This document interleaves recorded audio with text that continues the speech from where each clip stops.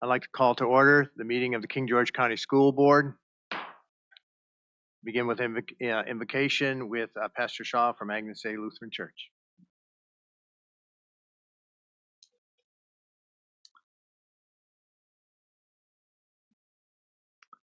We pray. O Lord, our Heavenly Father, mighty King of kings and Lord of lords. 30 centuries ago, you granted King Solomon a wisdom that served your people well. Grant unto those present here this evening wisdom, a wisdom that comes down from above, a wisdom that will guide them to choose wisely for the sake of the people who pay the taxes, the children who receive instruction, the administrators, teachers, and staff who work together to make the King George County populace a wiser people.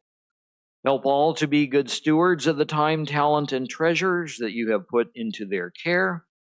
Calm those spirits that may be troubled when decisions do not go their way this evening. And lastly, broaden the perspective of all to see the many different ways education may be accomplished in our midst. These things we ask in the name of Jesus Christ, your Son and Savior. Amen.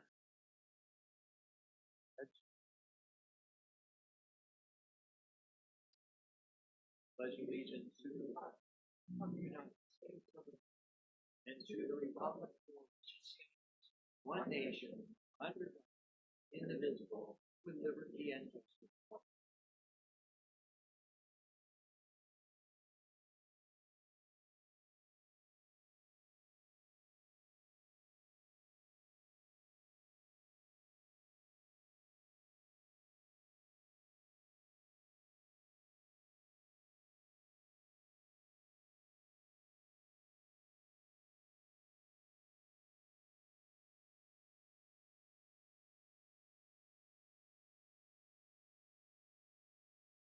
All right, we begin with a recognition of the National Merit Scholarship Program.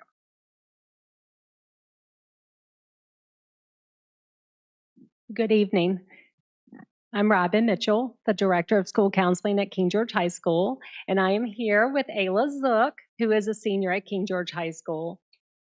Ayla has been named a commended student in the 2025 National Merit Scholarship Program.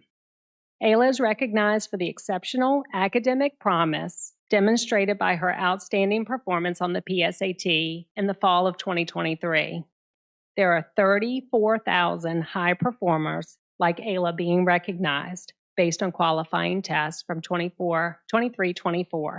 Ayla has been presented with a certificate for her achievement, with that, which I believe is in your board packet, and we'd like to take a moment to acknowledge her this evening. Thank you, Ayla.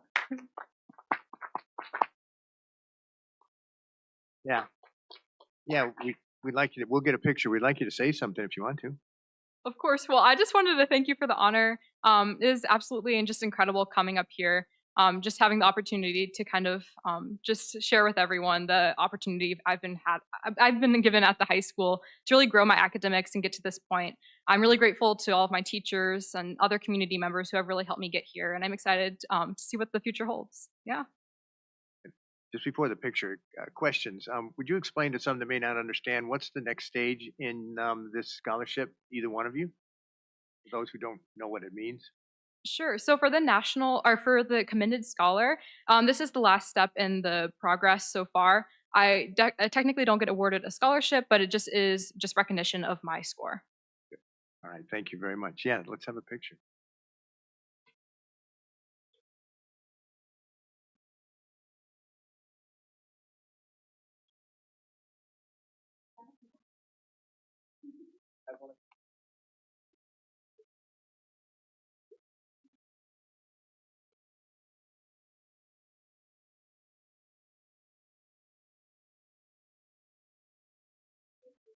Congratulations.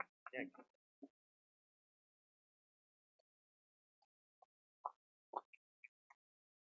Yeah, I told Dr. Boyd when I saw this on the agenda last week when we were talking about it that one of the things about an administrator and being a high school administrator that one of the things I was most proud of is how many National Merit Scholars we had in high school. Every year, that was kind of one of those things that as a principal, it's a big deal.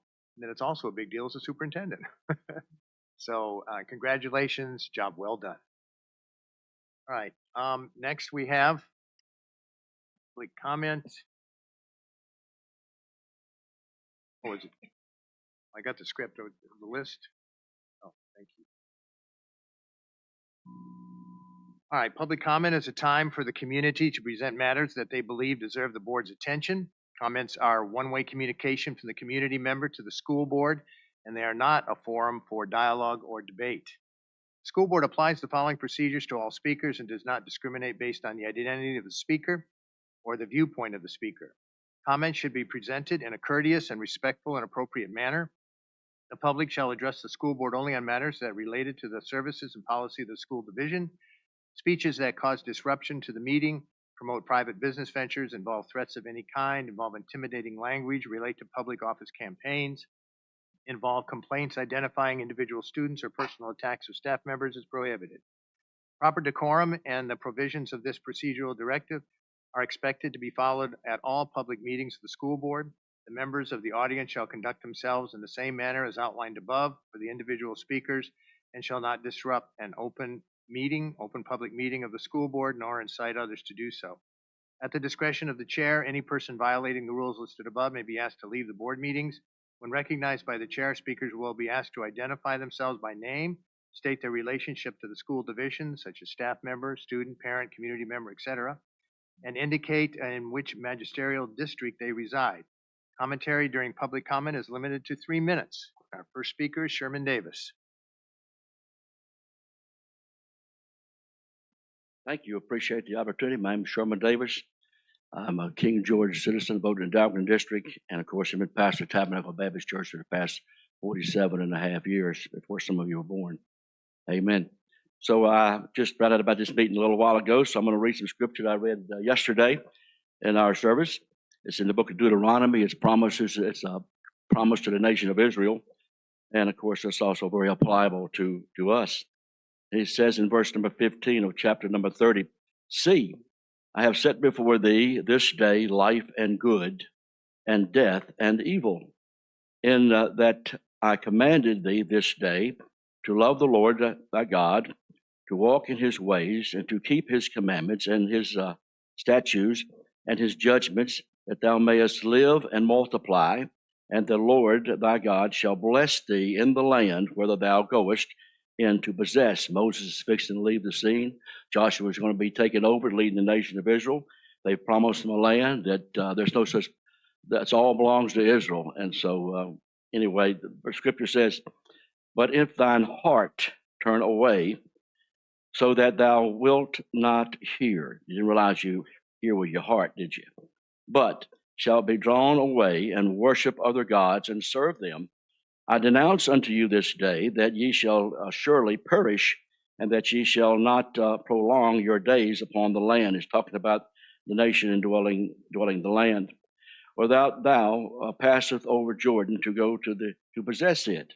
I call heaven and earth to record this day against you, that I have set before thee life and death, blessings and cursings. Therefore choose life, that both thou and thy seed may live." That's certainly a red flag there, isn't it?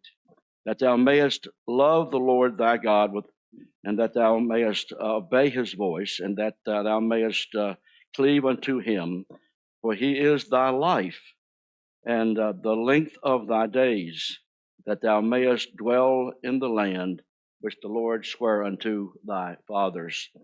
There's a warning. God's just telling the nation of Israel, don't use your freedom to lose your freedom. Don't use your free will to become a slave to sin. Don't allow your freedom to become a license to sin. Don't allow the culture to blind you to our responsibility to our Creator, to our Savior, and to our neighbor. We have no license to sin. In life, we are responsible. In death, we are accountable. Freedom reveals what we really, really believe. And so God bless you. Thank you for your service. We appreciate it much. Thank you. Thank you. Next, we have Leanne Han.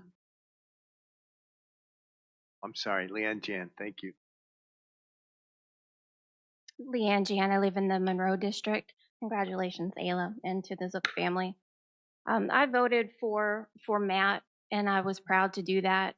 He really reflected my beliefs. I think most of you ran on conservative platforms. When we lost that book vote a while back, that was a gut punch, and then hearing Matt's resignation, that was another one. But I hope that you will honor his request to select a candidate for the school board that most closely reflects what the Monroe District wanted, which is a conservative candidate. I think Mrs. Cleveland or Mr. Strugatsky would be fine choices. I enjoyed Mr. Strugatsky's comments about student and teacher engagement. I thought that was great. And Mrs. Cleveland has a very impressive resume, and I think I'm going to throw my support behind her. I hope you all do as well. If you select somebody who is the polar opposite of Mr. Rolls, I just think that sends a really bad message, and I don't think it's what's best for our kids. I just really want to get that conservative vote back up there, and I appreciate your consideration. Thank you. Thank you. Matthew Rolls.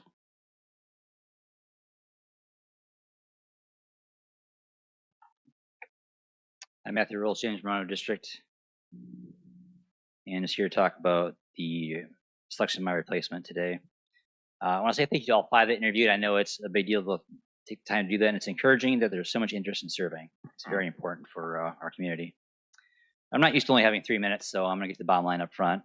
And so, when I announced my resignation, that I asked that you respect the will of the James Monroe voters that elected me by choosing someone with the values in line with the ones that I campaigned with and that I reflected during my tenure. So looking at the publicly available information and knowing something of the reputations of my James Monroe neighbors, the list of folks consistent with what voters chose in me reduces down to just 2 candidates in my mind, those being Carrie Cleveland and Alexander Strugatsky. And I'd like to say a little bit about each one. So for Carrie Cleveland, I'm encouraged that she was on the Coast Guard in 9/11 and was called up on the date. And as such, she took an oath to the Constitution to support and defend against all enemies, foreign and domestic. Like I said, I think it's very important, and it's an encouragement as far as where she's coming from. And she has, what's pretty unique about her is experience with county budgeting. It's probably not completely unheard of for even a school board member to spend the entire 4-year term and not quite grasp all the nuances of the budget process, because there's a lot there. So the fact that she has so much experience on that already, I really think helps her to just step in and contribute right away. So she really has a lot to offer there. And then she also comes from outside the educational establishment, so I think that brings a fresh perspective. And for Mr. Strugatsky, also an outsider, but and based on his presentation he gave, he's clearly an outside-of-the-box thinker and a very intelligent gentleman. So I found that encouraging. And I need to give you a little background on my next point about him. So as an introvert, as I started campaigning, going door to door, knocking doors wasn't exactly my idea of a good time. But as things went on, I came around. I mean, it ended up being the most joyful part of my campaign, just because I met so many just kind, hospitable, intelligent, and interesting people that it just became an absolute joy. And it brought to mind the idea that maybe we should have a school board speaker series where we invite members of the community to come share their wisdom, because education doesn't just come from the books. And I saw so much out there, thought, why not? And so, long story short, my topic that I thought to do for that was about freedom. Like, what does it mean to you? Why do you value it? And how have you used to be productive and engaged citizen? And so Mr. Strugatsky was one of 3 people I had in mind to be part of that speaker series. I'm running out of time, but yeah, he was born in Moscow in the USSR, so I think he values freedoms in ways that none of us really can, and unfortunately ran out of time there. So thank you. Thank you, Mr. Rolls. Rachel Kennedy. So I apologize in advance for sounding atrocious tonight. So I hope you can look and hear past my croupy voice. but I have some important words I'd like to say in support of Carrie Cleveland for the school board. I'm Rachel Kennedy, a King George County resident in the Madison District. Many people have come before me in support of Carrie. I second those commending words for Carrie. Her brilliance with budgeting, scheduling, policy, system creation, managing, monitoring, those have been proven with her committee involvements and her successful career. It speaks for itself. She also carries a past military experience that I think I see personally in her qualities for being structured, but also being very collaborative and compassionate with and to others. She holds to her values. She holds to her morals. She practices what she preaches, and she holds herself and others accountable. I think those are ideal things for what you guys are looking for in a candidate. I've seen and I've envied firsthand Carrie's skill to set meaningful and realistic goals. Not only does she work tirelessly to not only achieve those, but she surpasses them. She's been a guiding light for me personally in that respect. And she's just an unwavering fan of this community, of the kids in this community, of the school system, of the sports, the students, the staff of our schools. I've seen that firsthand, and I think she will be the one to stand strong and advocate for our county's youth and serve King George in an exemplary way. Carrie is a huge part of why I feel like I'm a part of this community. And it's what she cares about. She's passionate about her community and its well-being. She loves her children, as do I.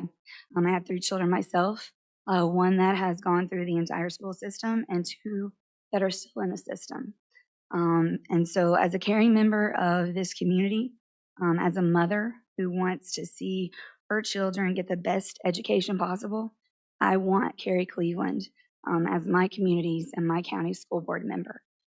So please take my words into consideration. I cannot imagine a better candidate for this role. And I thank you for your time and listening to my words. Thank you. Thank you, ma'am. Julie Gibson.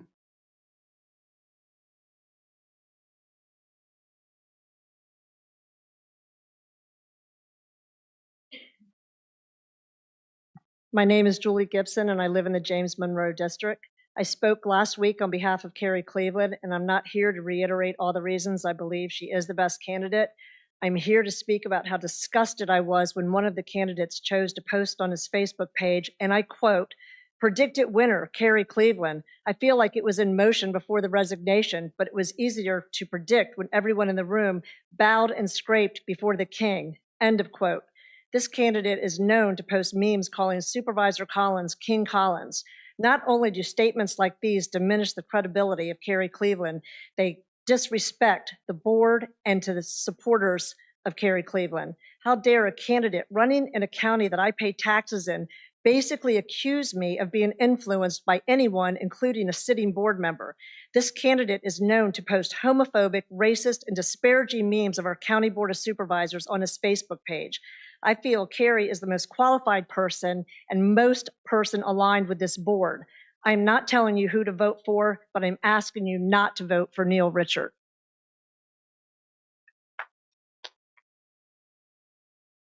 Now we're going to have a comment that was sent in, and Kathy Hoover will read it. It's an email. I have an email from Stephanie Benton. Good afternoon. I know that you are making a decision on the school board member for the James Monroe District, and unfortunately, I'm not able to attend to give public comment, so I wanted to make sure that the board received my thoughts on the upcoming vote. When I moved to King George 15 years ago, my son was nonverbal and being tested for multiple learning disabilities. Early intervention came into my home until he reached 3 years old and he transitioned to King George Preschool. As a mom, I was lost at this new world of IEPs, speech therapists, occupational therapy, and behavioral therapy. Along with other outside therapies, the preschool team worked with my son every day. The amount of growth was unbelievable. He is amazing and is in the 9th grade at King George High School. His turnaround I owe to King George Preschool and their team. My youngest son also attended the preschool as a part of their peer model program. I couldn't have been more excited that I was able to see my old friends at the preschool again. It was then that I met Carrie Cleveland. She was a part of the PTA. We bonded over our love for the preschool program in King George and how it impacts these kids' lives, particularly those with special needs. She understood how early intervention skill is vital. Our sons became friends and still are 8 years later. Watching Carrie as a mom over the years, I'm amazed at her ability to multitask all of her children's interests and needs. Carrie is a natural leader, and her strong support for the community shines through with every endeavor she is involved in. I believe she's the best candidate that will work collaboratively with community and parents to make informed decisions that is in the best interest of our schools. Thank you, Stephanie. Thank you. All right, that ends the public comments. Superintendent comment? Just want to thank everybody for coming out this evening. It's certainly it's been great to see as much participation as we've had in this short turnaround that we've had to participate in. Thank you for all the community members, and most certainly thank you for all those that decided to put their name in the hat. It's no small task. There's a lot to consider, and we certainly appreciate everybody's willingness and effort in wanting to make our school division that much better. So we truly appreciate your time. And as we know, our board will be charged with making a decision this evening, a very difficult decision, I know.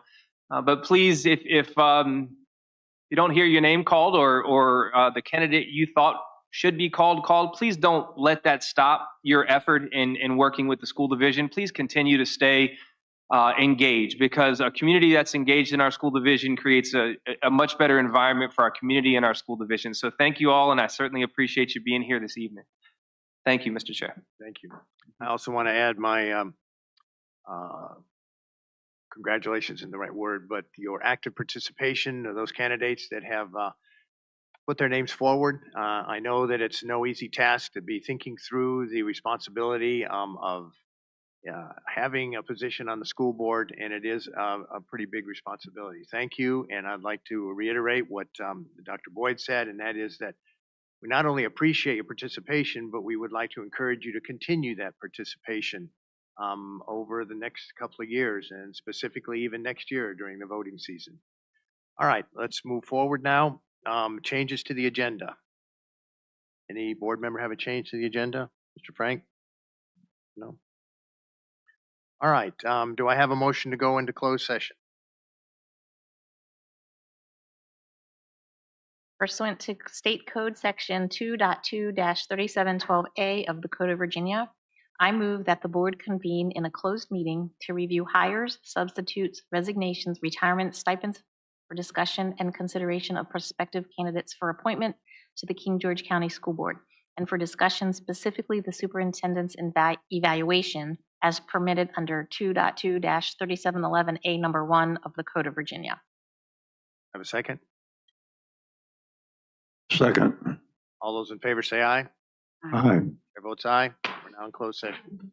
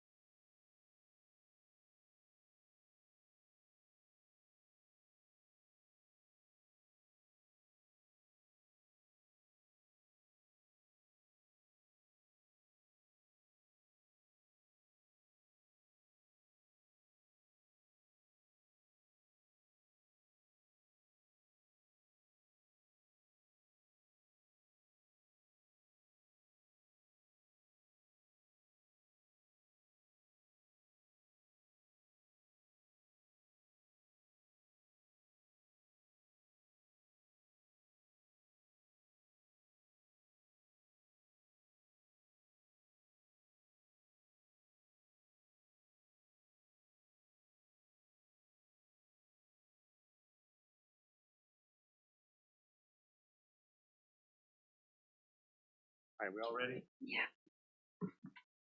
All right, do we have a motion to return to open session? I move that the King George County School Board return to open session and certify that pursuant to State Code Section 2.2-3712D, only public business matters lawfully exempted from open business requirements under this chapter and only such public business matters as were identified in the motion by which the closed meeting was convened were heard, discussed, or considered in the meeting by the public today. Do I Second, have a second? And certify? certify. Certify. All right, all those in favor say aye. Aye. Motion carries. We're now in open session. All right, do we have a motion to approve the personnel presented? As an audience, please understand, this is different than any motion regarding the position, okay? Excuse me, the consent agenda is next on the agenda. I apologize. Well, we have to finish voting on this first, Ms. Hoover.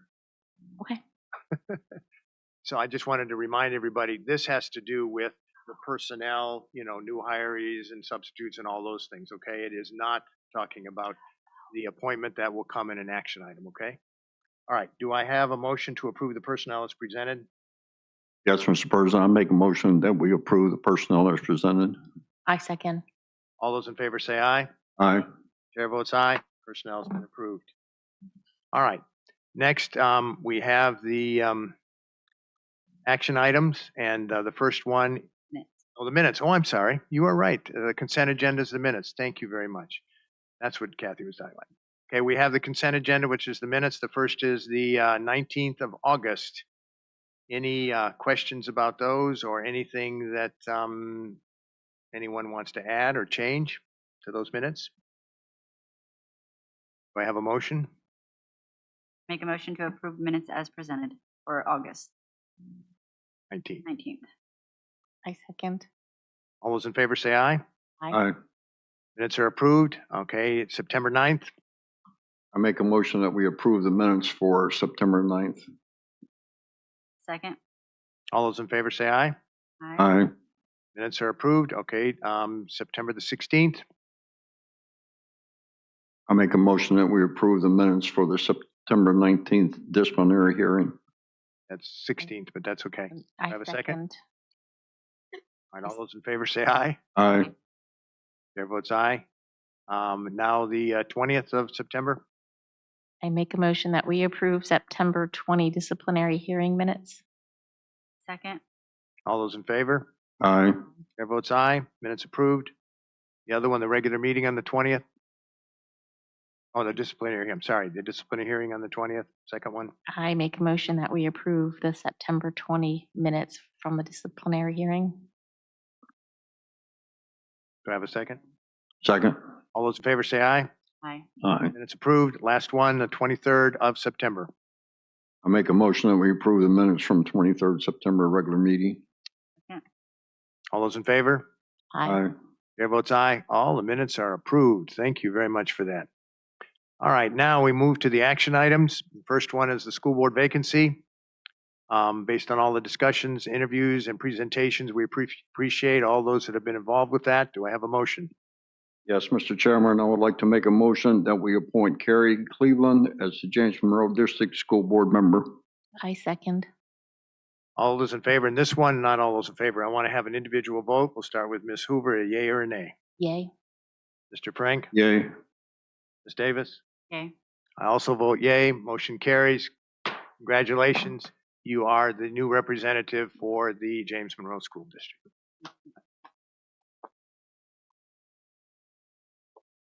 If you can, I'd like you to stay until the end of the meeting. I want to talk about swearing in and a couple of other things, if that's okay. All right, moving on. Now we have an appointment for a vice chair because Mr. Rolls had resigned and he was the current vice chair. And if I'm sick or something happens to me, we need to have a vice chair. Do I have a nomination for a vice chair? Yes, Mr. Chairman, I'd like to nominate Kathy Hoover as the vice chair. Do I have, are you accept that nomination? I do. Do I have a second? Second. Any further discussion about Ms. Hoover being the vice chair? Do fine. I think she'll do fine too. All right, all those in favor say aye. Aye. Chair votes aye. Congratulations, Ms. Hoover. You are the new vice chair. All right, school board meeting schedule. As mentioned, we currently have the next school board meeting on the 28th, I believe, and The 30th. 30th, sorry, on the 30th. And I would like to request that we change that to the 4th because now I know I'm just one person because I have a dedication that I have been part of that's going on in Dallas, Texas. And my wife and I have been part of building this huge building for sign language and deaf people being trained from all over the world. And I have to be there to be part of this dedication. So I would like to propose that we move the current scheduled school board meeting from the 30th to the 4th of November on that Monday. I believe it does require a motion to make that calendar change. Do I do something with the 11th as well? Or do you...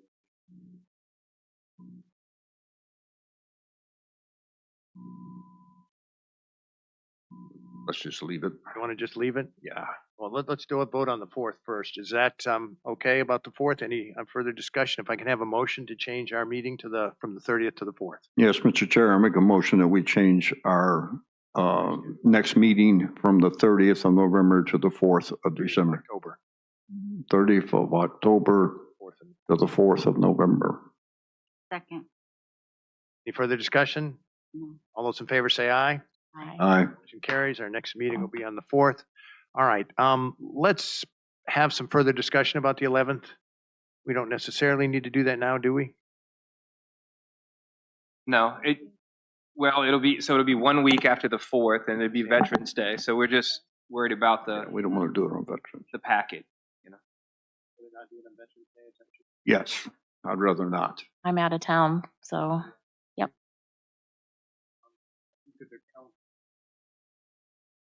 Everyone look at their calendars for just a minute.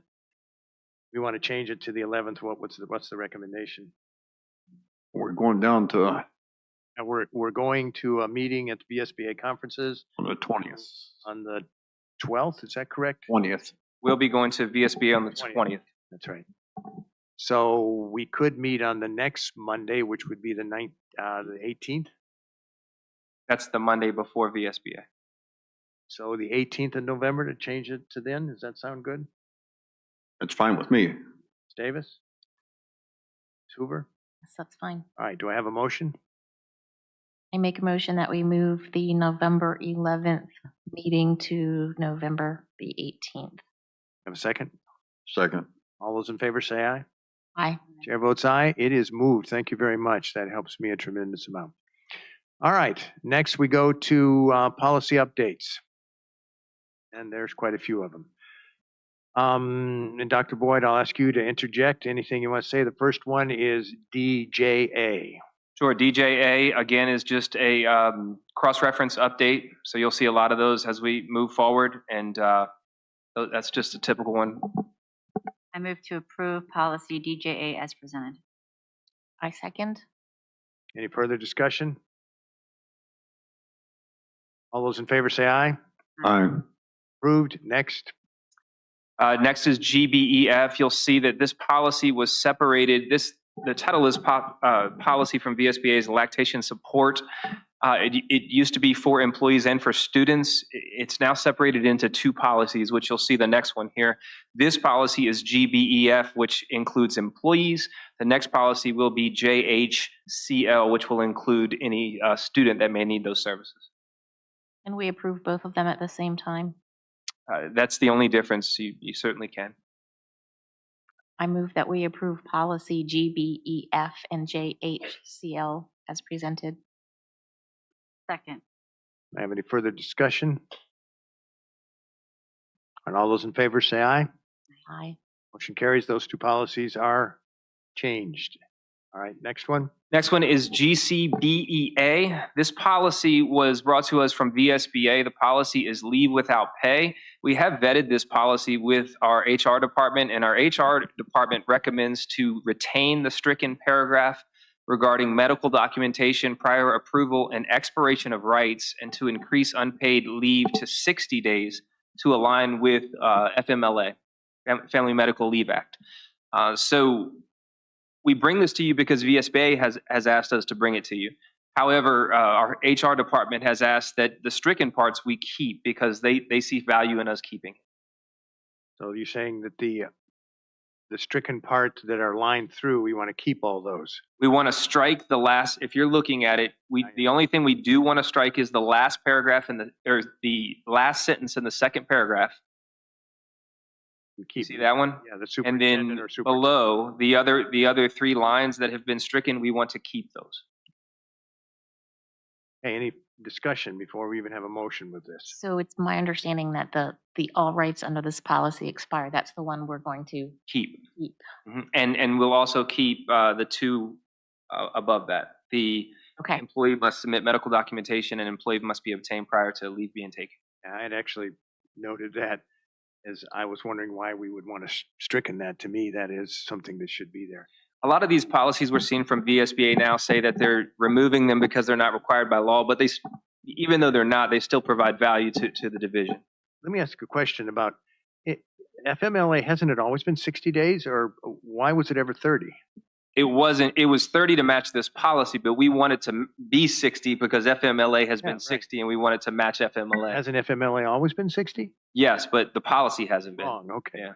I saw that and I was thinking, it's always been 60. Okay.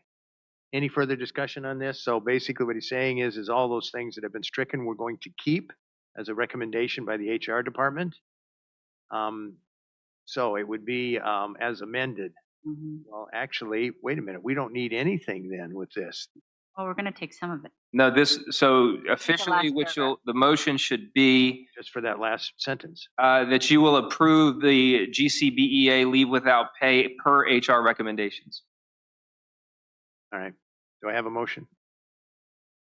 I move that we approve policy GCBEA per HR recommendations. Which is in the packet. Do I have a second? Second. All those in favor say aye. Aye. Chair votes aye. It's approved. And thank you for working on that. I think it's some wise decisions because I did have questions about that also. All right, next one, Dr. Boyd. Next, you have GCPD. This is professional staff discipline. This again is a VSBA update, and the only change I see is in the the fourth paragraph. They change his and her to the employees. No, this. All right. Do I have any discussion before we have a motion with this? It shortens it, I think, so it's reasonable. I move to make a motion to approve GCBD as presented. Second. Discussion. It's not a big deal, but again, it just shows an agenda. You know, it's taking away the his and her again. Maybe to me, if it said his and it changed it to, but it says his and her already, and it's just changing it to I saw include. that too. That's my only. However you want to do it. No, it's fine. But I just making a think we point. need to be a little careful. Carefully now. All right, we've had a motion and seconded. All those in favor say aye. Aye. Chair votes aye. Motion carries. Next one, Dr. Boyd. Yes, sir. The next one is GBD. The title is Support Staff Employee Status. VSBA recommends deleting this because it's not legally required. However, this is another one that HR recommends that we retain. This is similar to the one we looked at earlier in the year. I think Ms. Davis, we were discussing this one in greater depth, I think when we were at the middle school, or one similar to this. This is another one where it's valuable to the division to keep this policy, although it's not required by law. The HR would like to keep it. So basically, you're keeping the entire policy Correct. as is. So we don't really need to vote on this because we're not making any changes. Correct. All right, let's not vote on it because. And we'll keep it as is. Keep it as is. All right, next one is IB. IB is titled Academic Freedom. And again, which you'll see this later on in one of the policies as well. But the only update in this particular policy here is to remove the reference to IKB, the homework policy. So not much of a difference there, just a cross-reference deleted. And that is mentioned in another one. Move to approve policy IB as presented. I second. All those in favor say aye. Aye. Approved. All right, next one is the 2A This regulation. is IIA-R. This is the regulation that we discussed. This regulation will be titled Library Materials Review Committee. This is what we discussed, I believe it was 2 meetings ago. And I can tell you there is one update that we would like to consider, and that is under If you see, each school committee will consist of, and then you go down to item F there, one parent of the currently enrolled King George County School at a student at school where the complaint originated. So we want to change that to where the book was in question, as opposed to the complaint originated. Because if you remember, this is not it will not be a complaint that originates. This will be from feedback from the purchase. This is the purchase list that we push out, and we'll receive feedback. So it's not really an official complaint that originates. We would rather put it at one student from the school where the book is in question. Does that make sense? One student, one parent, you mean? One parent. Okay. Let me see if I can say that clear. One parent of a currently enrolled King George County School student at the school where the book is in question. Parent of a student at the school where the book is in question. Could be any parent. At the school. The school, I understand that. Yes, correct. But it's really not a complaint I that understand. originated. It's not the complaint yet. But other than that, this is the policy that we're moving forward with in terms of the book review committee. All right, any discussion before we have an motion on this one? It's sort of related. I think that somehow we need to put out to the public when this list is published. I know we publish it, but I think it needs to be communicated better, to the community. I don't know how we do that, but Okay. if we just place it on the website and expect people to find it See if we can push it out through communication. somehow. So, well, what Miss Higgins puts out every week, would that be good enough? She puts out a pretty good update with everything. That would probably be, yes. I know parents read that. And this will be quarterly, so we'll push this out on a quarterly This will basis. take place at the very next order, Yes, very next order. not the past order, even though some of those books. Well, actually, so we haven't officially taken action on this, but the board did direct me to start this process for the one book that we had in question, and we're actually underway with reviewing that book. Except for Right? that one book, this will take place with everything else moving forward. Correct. Do I have a motion with that one update? I still have a question. Oh, well, go ahead, I'm sorry. You're fine. How do we know that these committees won't be stacked on either end? How do we know that the committees won't be stacked on either end? How do we know they're going to be fairly picked? Who will pick the committees? No, it says who will pick them, but how do we keep accountability there to know that it's a fair committee? We will have a board member on the committee, which will provide you all some insight into who's on the committee Okay, and it's the same committee for the whole year per school. for school. Okay. So would we have a different board member for each one of the 5 schools? No, right now, there's just one. Yeah. That's what I'm saying. Will there be on the same board member for all? Well, and if you read it, it's the responsibility of the school to erect the committee if need be. No, and we don't necessarily. So with the middle school right now, Mr. Frank is serving in that capacity for the middle school book. Okay. And it would be fine with me if you served on all of them, Mr. Frank. It's fine. Quarterly. But it's quarterly, so we can have that discussion. Not that we're saying you have to, but we'll look at that as it comes. All right, it's a good question. Any other questions before we entertain a motion? All right, do I have a motion? I move to make a motion to approve, which one is this one? IIAR-R as presented with the As presented and amended. amended, yeah.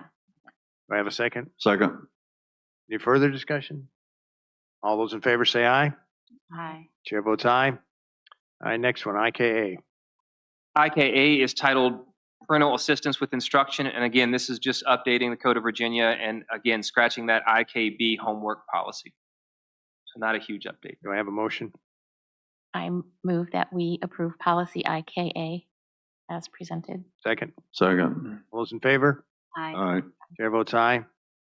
Motion carries.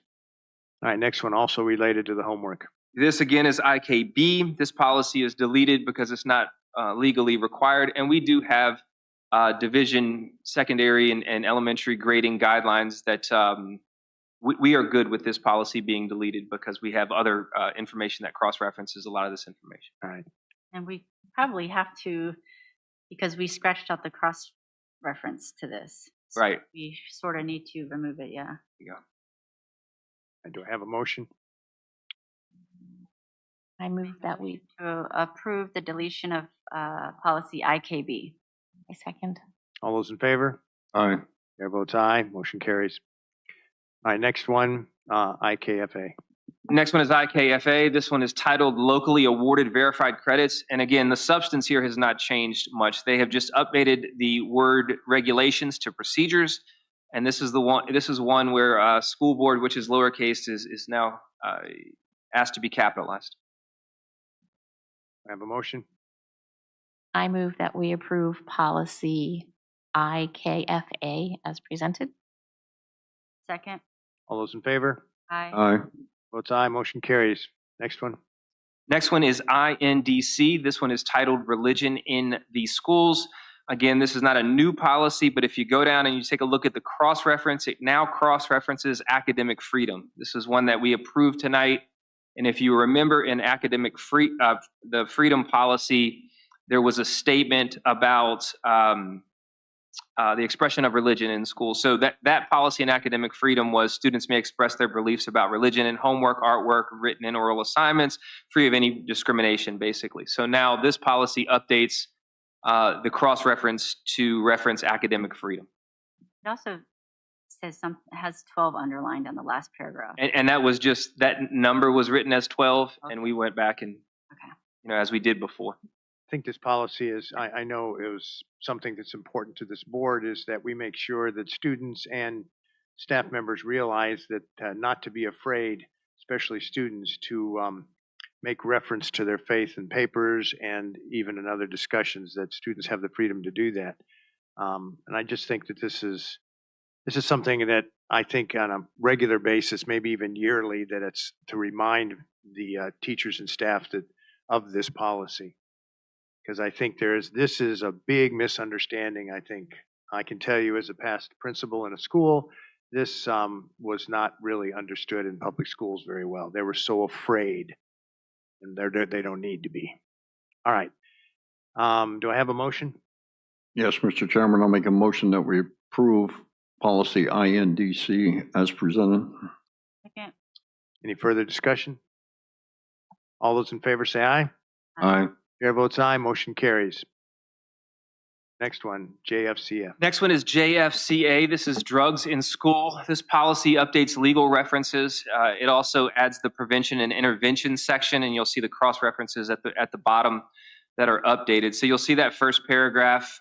They used to, marijuana used to be a controlled substance, and listed underneath that category. You can see how that's kind of fleshed out a little bit at the beginning of the document. And then they also include the sections on the prevention and intervention section. And then you've got the typical cross references at the end. I have a motion. I have some questions on that, Dr. Boyd, if yes, sir. I may. Under A, expulsion, when you read through that, the school board may determine based on the facts of the particular case that special circumstances exist and no disciplinary action or other form of discipline is appropriate. The school board authorizes the superintendent or superintendent designee to conduct a preliminary review of such cases to determine whether the discipline action other than expulsion is appropriate. But I mean, I know there has been cases of drugs on buses and things like this, but it hasn't come to this board yet. Is that was handled by you, or? It could be handled by us. It depends on what level that violation is at, but it could certainly be handled by us. For the last few years, instances that include, and it depends on the, marijuana use has been one that we have handled at the superintendent level. Now, things that get a little deeper, like distribution and things of that level, would certainly rise possibly to the school board level, but within maybe the last 3 or 4 years, that's been the case. Now, what I'm referring to is just within the last month to 6 weeks. From what I was, a middle schooler gave a high schooler some drugs, and high school ended up going to the hospital because of that. this happening on school property during the school day. We don't want to talk about any I'd say specific cases. We have to be very Yeah. careful to Yeah. get too specific, But Mr. Frank. what I'm saying is that has not been brought to the school board. It's certainly one that we have traditionally processed. If the board would like to take some additional action or request that we take a look at that in a different way, we certainly can. I think Mr. Frank is talking more about the procedure than the individual situation that may have come up. Is procedurally, if there is marijuana that is clearly found on a school bus, if it is of a small amount or whatever, but it is clearly found on a school bus, in most cases, would you deal with that as an administration or would it come to the school board eventually? It has in the last few years come through the superintendent, depending on the severity of it. Like I said, if it's of a large scale, certain amount, certain level of use amongst individuals, then it would rise to the level of school board. I'll tell you, it's been only the last couple of years, because even the sheriff's department will tell you right now that they're having a difficult time processing any type of issues like that. We've tried to increase some of our awareness of those situations. We've tried to work with the sheriff's department in terms of drug searches and things of that nature. Even from the law enforcement side, marijuana has taken a different kind of turn now in society, which has created different approach, even in the legal system. Let me ask a question, and this may, if you're concerned with Mr. Frank, is it possible that whenever you deal with this kind of policy and situation, specifically with marijuana, that if it doesn't come to us, that we could be notified, not necessarily the details, but that this happened in maybe it had to be closed session. I don't know. I'm speaking in generalities now. It can be done in closed session. Yeah, I don't want to send out an email or anything, but we can. That's what I'm saying. We can make sure that's in the closed meeting notice that we'll discuss a student discipline matter, and we can discuss that it. you may have handled, and the reason why you handled it didn't come to us, but you could present that in certainly closed can. session. Yeah, absolutely. That's fine. Does that sound good? I think I can understand what you're saying, Mr. Frank. So he would make us aware of that in a closed session. All right. And additionally, I would like to add that we have definitely had discussions about, we have the DARE program, and then we go to middle school and high school and there's nothing. So we are actively seeking out education for the higher grades as well. Absolutely. I think it's important for parents to realize all that. All right. All right, good. There's a good discussion. Do I have a motion?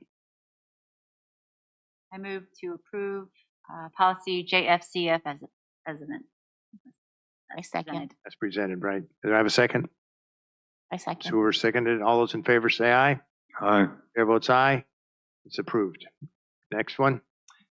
This again is a minor update. This is JFCJ from VSBA. This is written notification of violation of school policies by students in alternative education programs. So not students that are actually at King George County schools, but students that we send to alternative education programs. They're updating this policy to show that the notification identifies the nature of the offense. So if our code of conduct where we have, rule 1, drugs and alcohol, Right. basically we would be notified of the nature of that offense from the alternative education program. But they would deal with it? They typically deal with, they relay the information to us. And again, depending on the severity of it, they oftentimes deal with it. All right. Yeah. Any further questions before there's a motion on this? All right. Do I have a motion? I make a motion that we approve policy JFCJ as presented. Second. Any further discussion on this one? All those in favor say aye. Aye. Aye. Chair votes aye. Policy is approved. All right. Last one. All right, last one, JGDA. This is disciplining of students with disabilities for infliction of serious bodily harm. So again, this just updates JGDA with, that's the policy for disciplining students with disabilities. And then also JGD/JGE, student suspension and expulsion. So it updates the reference to those policies and also the legal references below. I have a motion. I have a question about Oh, it. question. Go ahead. What about the teachers that have to, that might be in harm's way? Like how, are they protected under this policy or a policy? What we do with our for most of our special education staff is we go through kind of a restraint training, and they work through that and get certified in that area. If something does happen where we have a student that let's say assaults a teacher or something of that nature, we typically do the same thing that we do. We would come to a hearing potentially, but prior to that hearing, we do a manifestation determination review, which takes a look at an entire team comes together and they determine whether or not the student with the disability, whether their conduct was related to their disability or whether that committee of folks believes that that conduct had nothing to do with the disability. In other words, that they were performing those things not due to their disability, but similar to a student without a disability doing those things. So once we make that determination, that was not clear.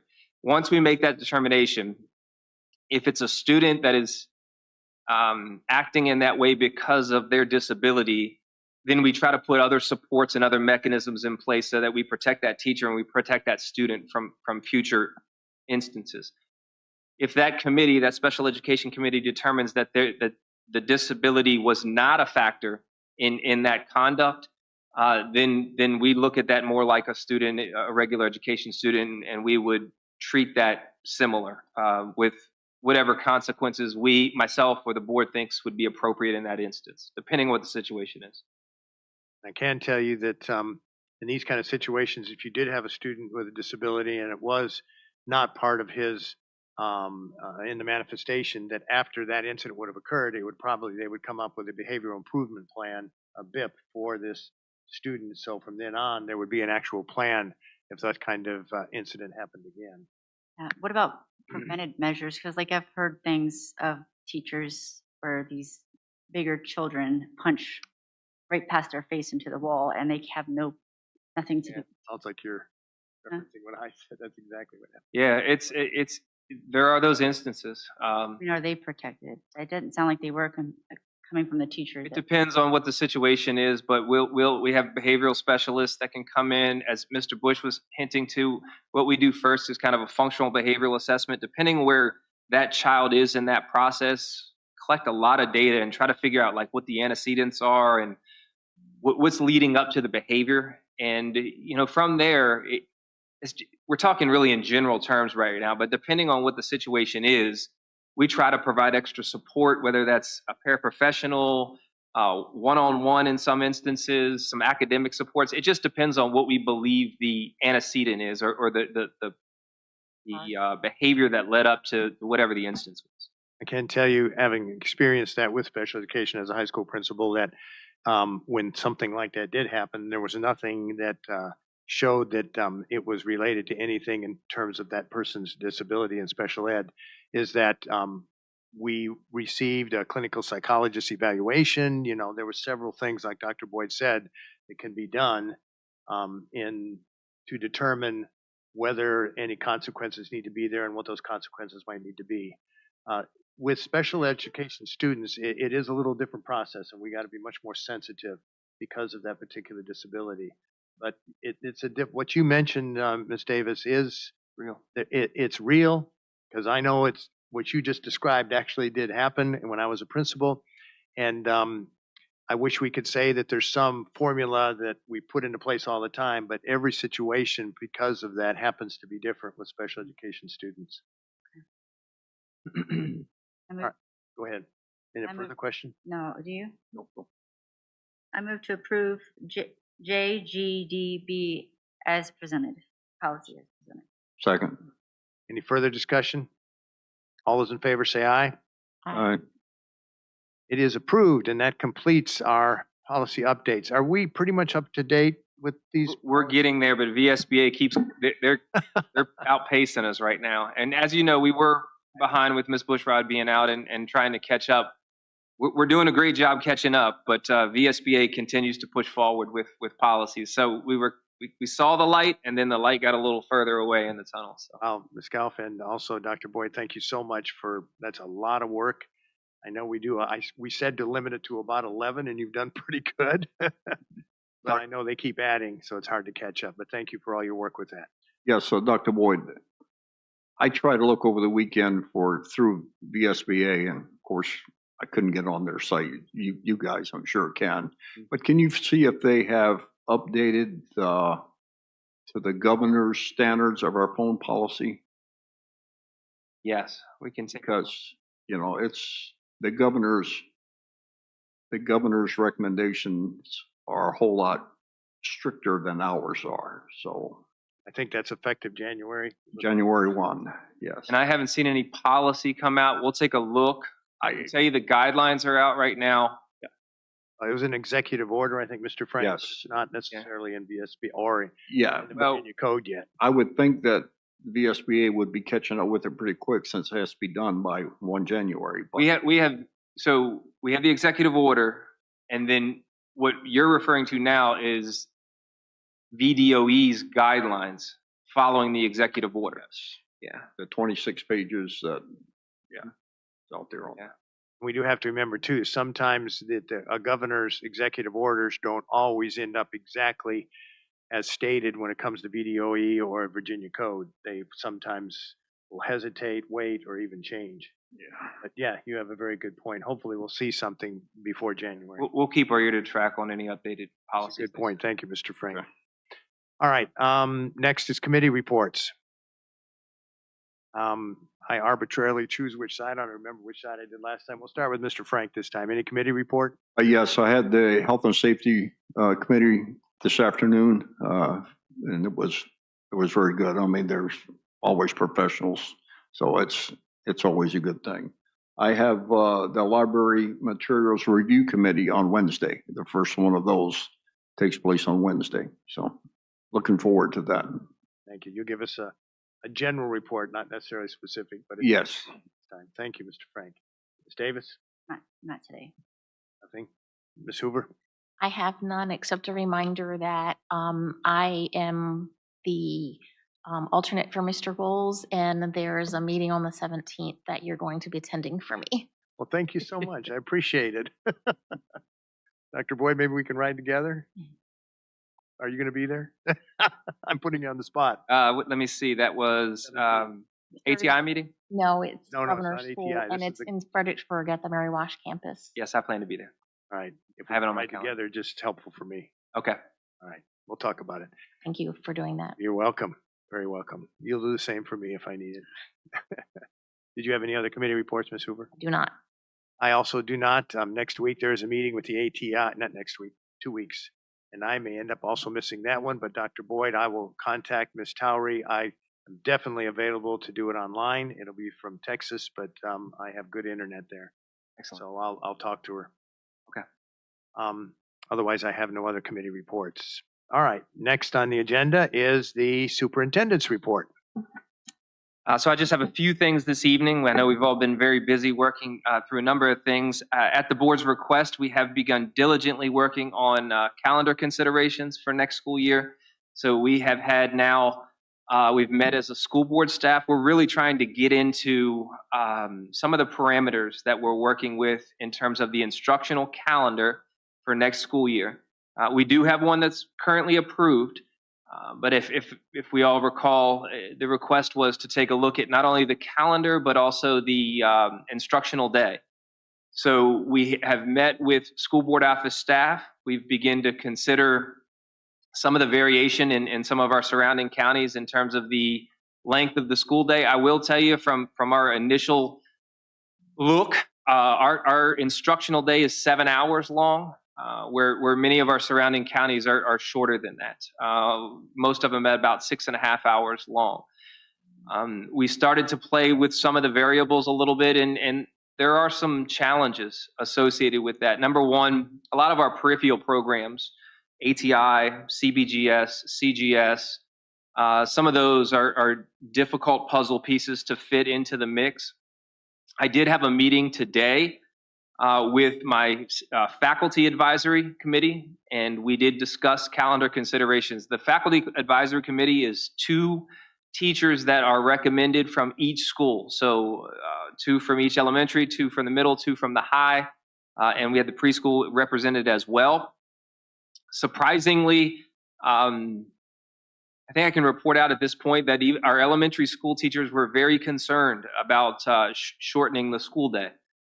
They were worried about trying to figure out. I think they're under a lot of pressure right now with the Virginia Literacy Act and certain requirements they have with trying to fit in all the instruction that they have to fit in, a certain number of minutes for the reading block, a certain number of minutes for the math block, and so on. So we are trying to get creative. We're trying to consider different options. We do have an opportunity here because we do have much more instructional time built into our calendar than most school divisions around us. So we're trying to get creative and seeing what that looks like. We're considering as best we can all of our stakeholder groups. Today we spoke with teachers.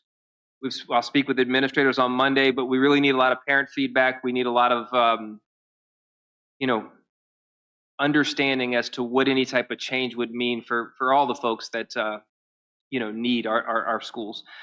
So we'll continue to do that, and hopefully we're on a bit of a tight time crunch because we would like to deliver something or some options to the school board, who is the official entity that approves any change to the instructional calendar for next year. We'd like to deliver something to you guys at least by the new year, the semester mark, because there are a lot of things that we need to do in preparation for a calendar change.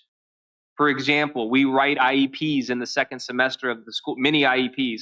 We have to write those to reflect the certain number of instructional minutes for the following school year. So there's a lot of considerations that need to fall into place for any type of change moving forward. So that's where we are with calendar considerations.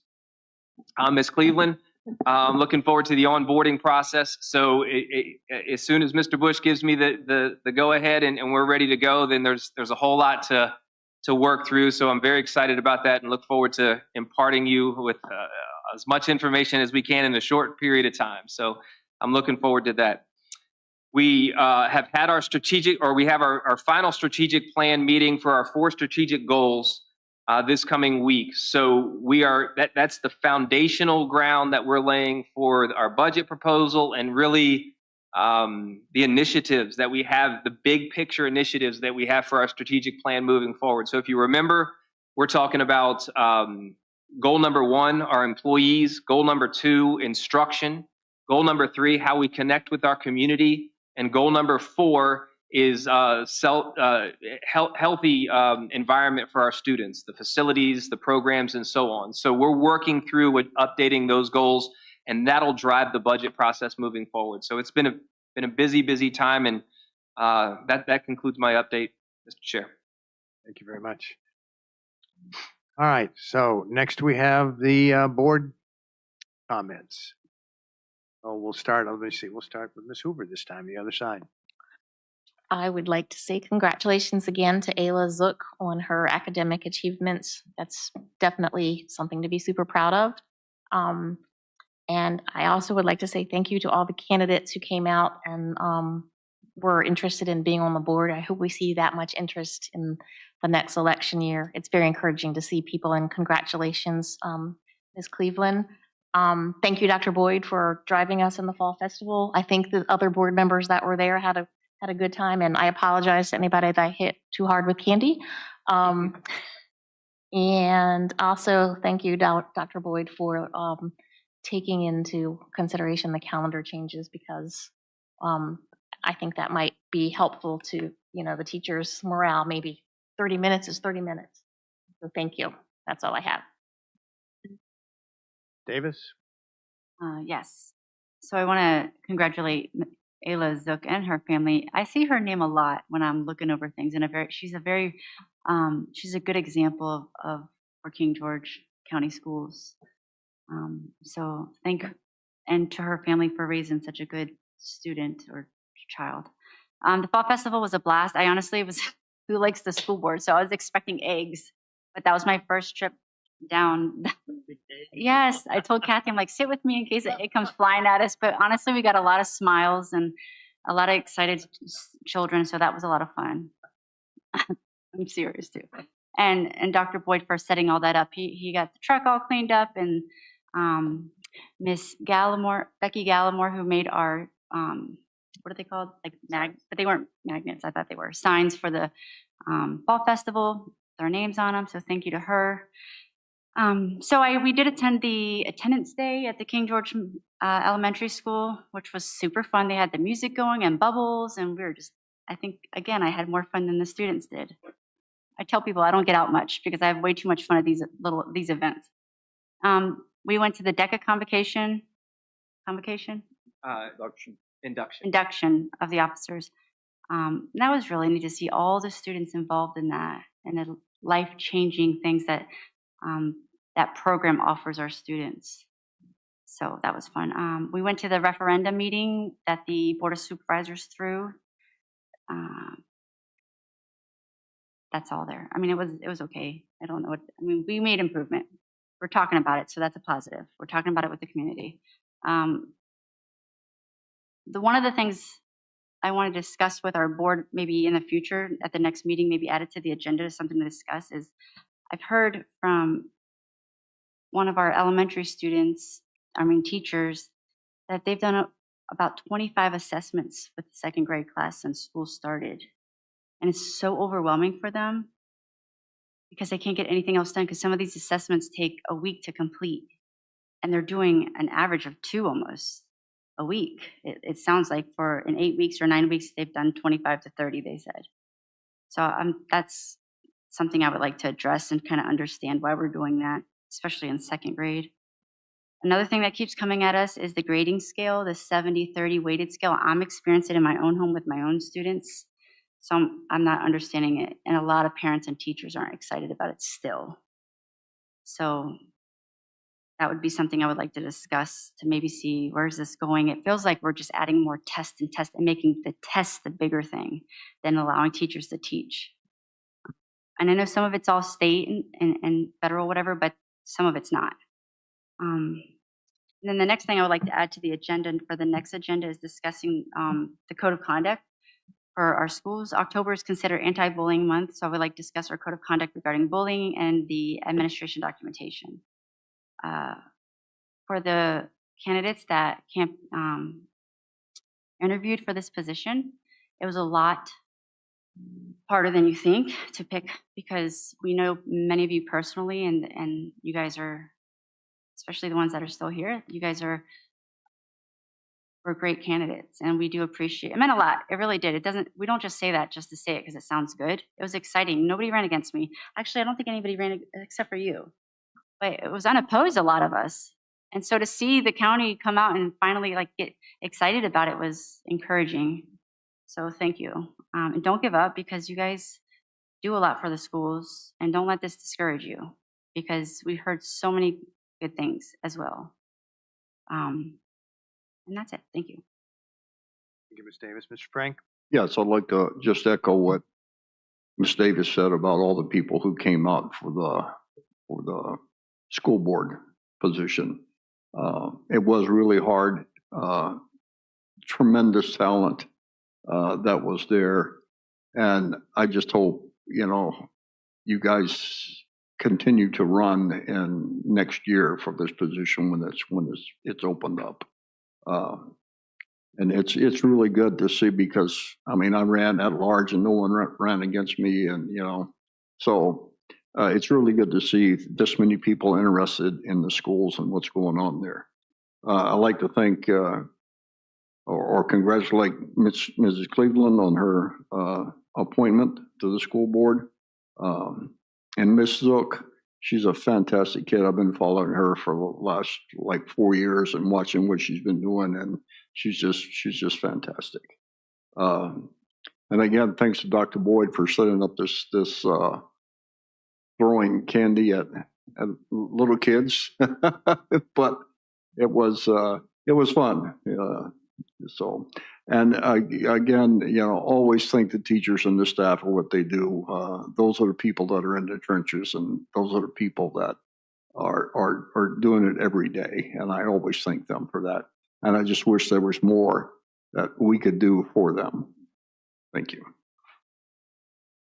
Thank you. Well, just to reiterate a couple of things. First of all, I do want to thank all of the candidates that put their name in to be a possible board members.